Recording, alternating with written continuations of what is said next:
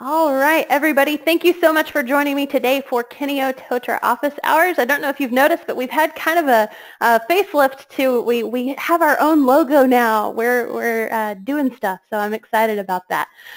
Today what we're going to do, very quick, very fast overview of some of the big, huge, cool things that are new to 2.9. And we're just going to kind of glaze over them a little bit today. We're not doing a whole lot of really in-depth look at those because what we're going to do is it's going to kind of open up a series for us.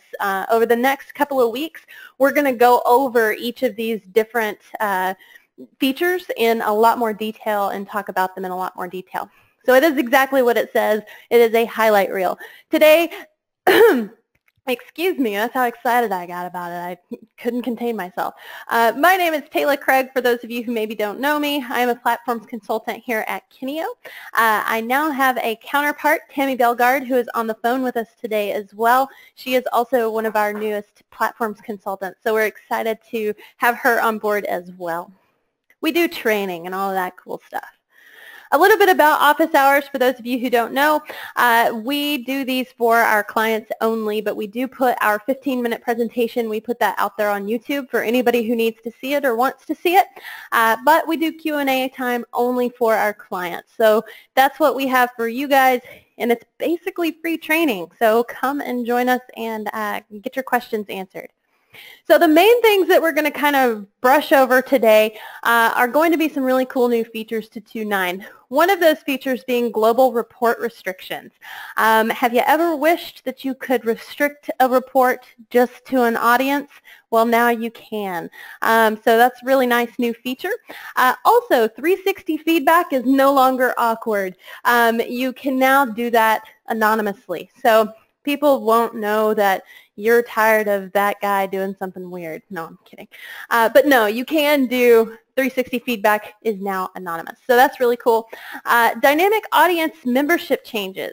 We now have some nifty little checkboxes that are going to change kind of how things work, and not for a bad way, actually. So it's going to actually give you a little bit more functionality to that dynamic audience. And now programs have the long-awaited AND statement. So basically, you now have the ability to say that they have to complete both course sets instead of then or. We can now say and, so they got to complete both of them. So really nice. So just kind of a snapshot of what these features look like. Global report restrictions. It is just another little tick box. Really cool. It is going to be located on the Content tab of your 2.9 instance. Again, you do have to have 2.9. There is going to be some additional settings that have to be turned on at the system administrative level. We will touch on that next week when we talk a lot more about global report restrictions. Anonymous feedback, again, it is no longer awkward. You have this little checkbox down here where you can check the box, and what happens in this case is your learners don't know who is providing feedback about them. But they know who they're providing feedback for. And then also another nice feature of this is once it is activated, you can no longer change who the people are that can add additional content or anything like that. So, and that just kind of helps protect that anonymity, I believe is the word there. And then also we have two new checkboxes to our dynamic members, dynamic audience tab. This is going to be under the rule sets tab. Automatically update membership. So as we know, audiences at this point in time, what they have the ability to do is, as I meet criteria or don't meet criteria about myself or my organization or whatever it is that you're setting in your rules, as I meet and don't meet that criteria, I am pushed and pulled from those audiences. Now we have the ability to turn that off. So where basically it creates that audience like we wanted a dynamic audience to create them, and then we can turn it off where it functions more like a set audience, where now I have to manually add and remove members. Really nice there. And then here is our and statement.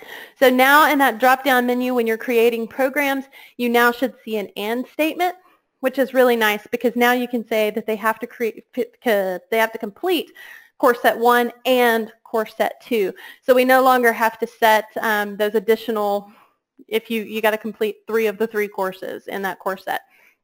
So basically, it kind of adds a little more logic to our programs here.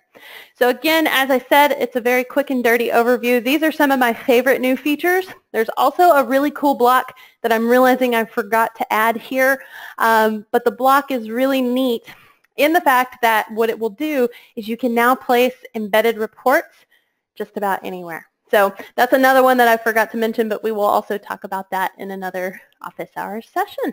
So that's just kind of a preview of our series of what's new to 2.9.